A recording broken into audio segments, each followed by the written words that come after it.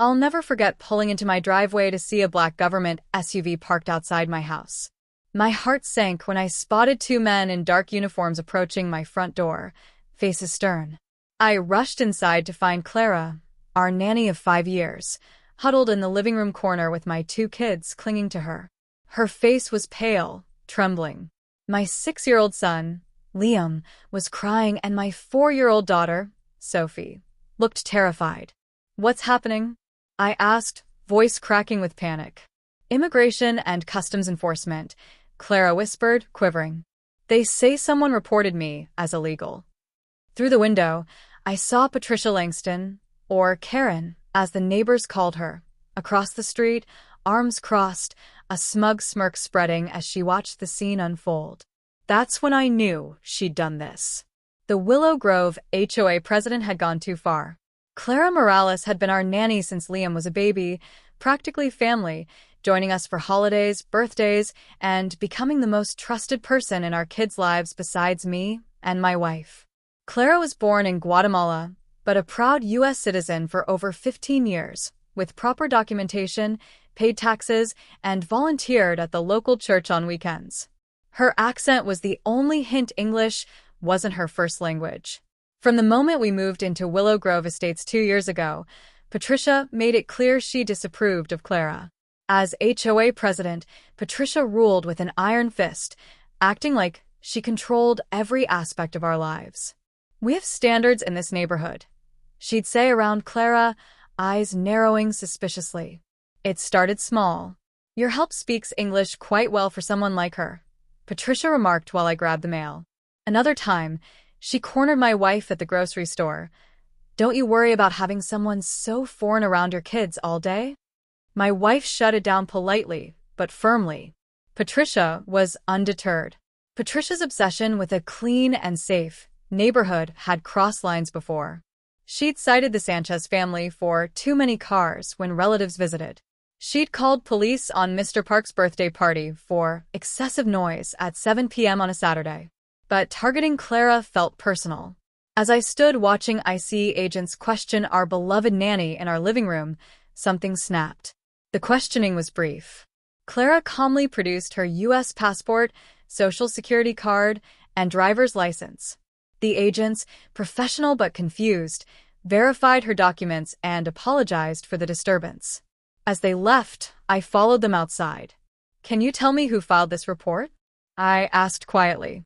The agent hesitated, then said, "I can't give specifics, but it was a woman named Patricia Langston.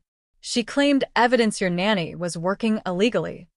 He glanced across the street where Patricia was now pretending to trim her perfect hedges.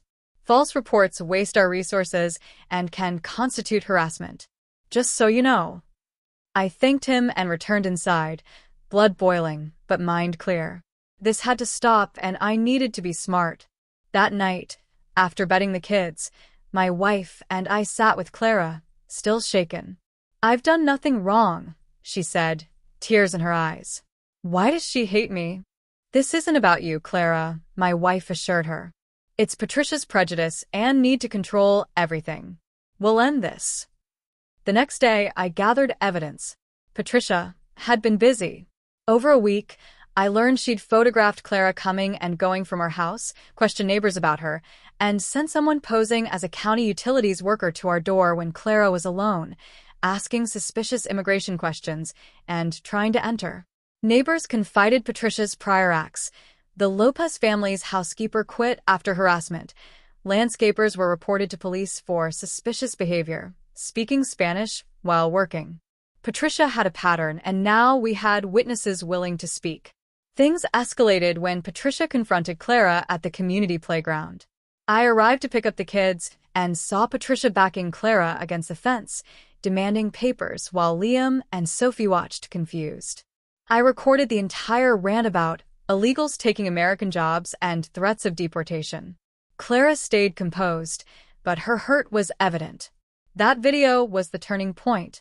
I posted it on our Willow Grove social media group with a detailed account of Patricia's harassment. The response was overwhelming. Dozens of neighbors shared stories of Patricia's years-long terror. With safety in numbers, people spoke out. At an emergency HOA meeting, Patricia called to address false accusations. She claimed she was protecting property values. Her defense collapsed when 3 neighbors played recordings of her racist comments about community members.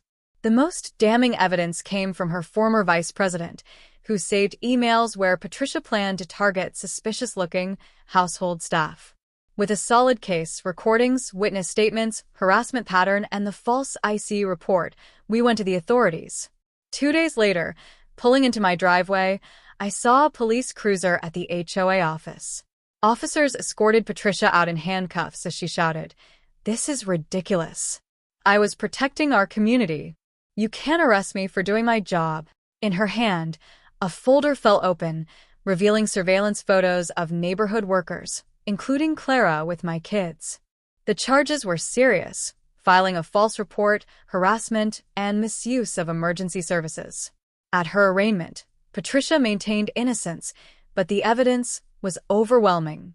The judge, troubled by her targeting based on ethnicity, delivered the verdict in a packed courtroom: guilty on all counts. Patricia was sentenced to 6 months in Clearwater County Jail, a $5,000 fine, and 3 years probation, barred from serving on any community board or HOA. Her composure broke. "But I was right to be suspicious," she wailed as the bailiff led her away. She didn't look American. The final blow to Patricia's reputation came when local news uncovered her husband's construction company, fined 3 years earlier for employing undocumented workers. The hypocrisy was glaring. His embarrassed expression as he paid her bail spoke volumes. Willow Grove elected a new HOA board, focused on inclusion. Clara stayed with us, stronger than ever, teaching Liam and Sophie Spanish lullabies. The neighborhood exhaled, free of Patricia's reign, proving justice prevails when truth stands firm.